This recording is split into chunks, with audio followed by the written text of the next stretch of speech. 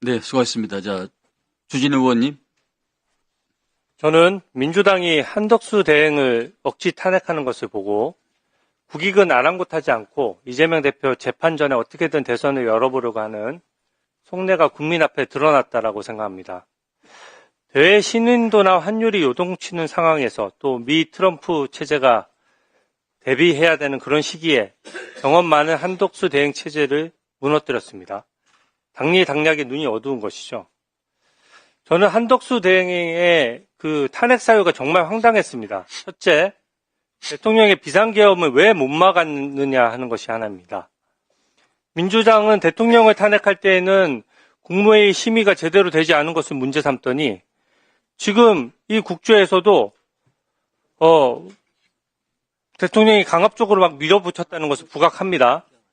근데 한덕수 대행을 탄핵할 때에만 국무회의에서 왜 못 막았느냐, 이런 구실을 억지로 갖다 붙였습니다. 국무회의는 기본적으로 심의 절차고요. 의결을 하는 것도 아닌데 어떻게 막습니까? 당시 한덕수 총리는 명백히 반대했고 국무위원들도 마찬가지였습니다. 막을 법적 권한이 없는데 왜 못 막았냐?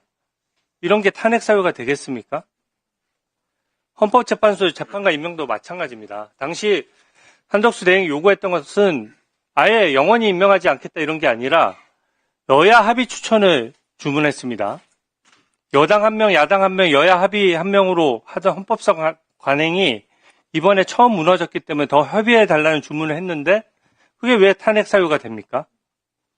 민주당 논리대로라면 현재 최상목 대행도 3명 중 2명만 임명했는데 최상목은 왜 탄핵을 안 합니까?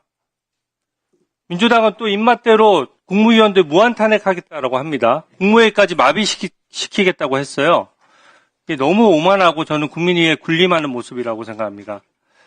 저는 대통령 권한 대행도 국정 안정을 위해서 국회의원 200석 이상만이 탄핵 소추를 정당화할 수 있다고 생각합니다.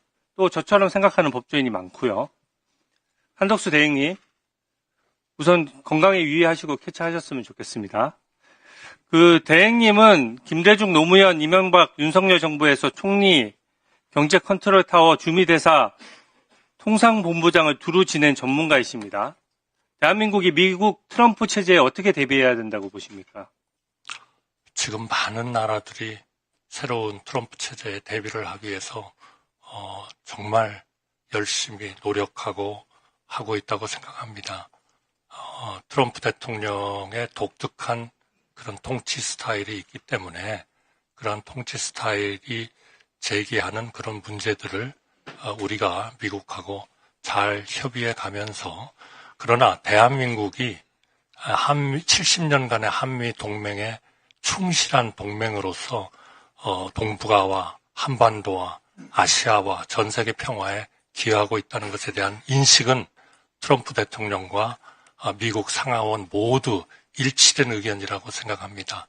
정말 우리 정부도 충실하게 준비하고 또 한미일 간의 안보 협력을 통해서 한반도와 동북아와 아시아의 이러한 그 안전을 도모하고 기여하는 그러한 나라로서 세계에서 사랑받고 존경받는 나라가 트럼프 대통령과 함께 만들어 나가야 된다고 생각합니다.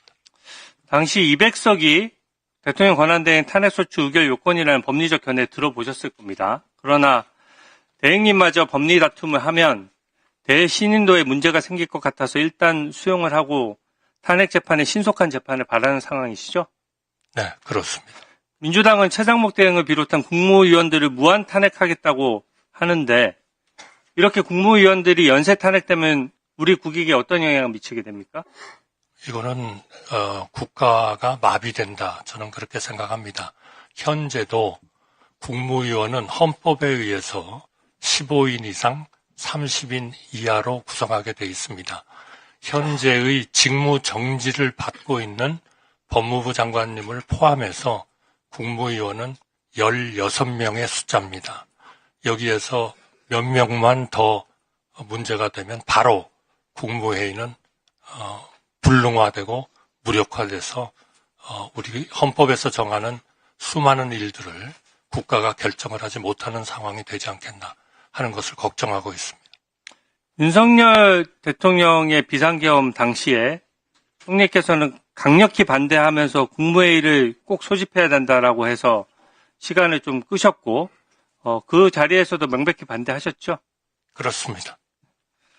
헌법재판관 임명과 관련해서는 대통령 권한대행으로서 어떤 검토를 거쳐서 왜 임명을 안 하시고 국회 협의를 먼저 요구하신 겁니까?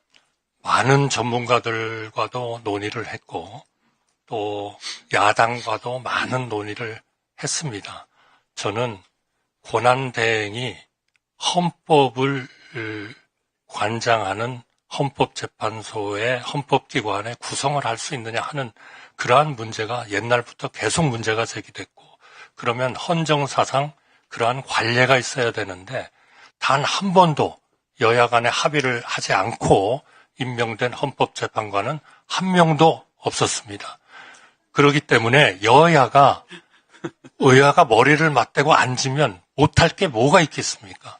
그러한 것을 꼭 저희는 있어야 된다고 생각하고 또 우리의 정치 역사상 항상 그런 어려울 때마다 우리의 정치권은 그러한 행정부가 가지는 여러 가지 문제, 이러한 문제들을 다 커버하고 보완시키는 그런 민주적 정당성을 그때마다 우리 국회가 보완을 해주셨습니다. 저는 지금도 그렇게 믿고 있습니다.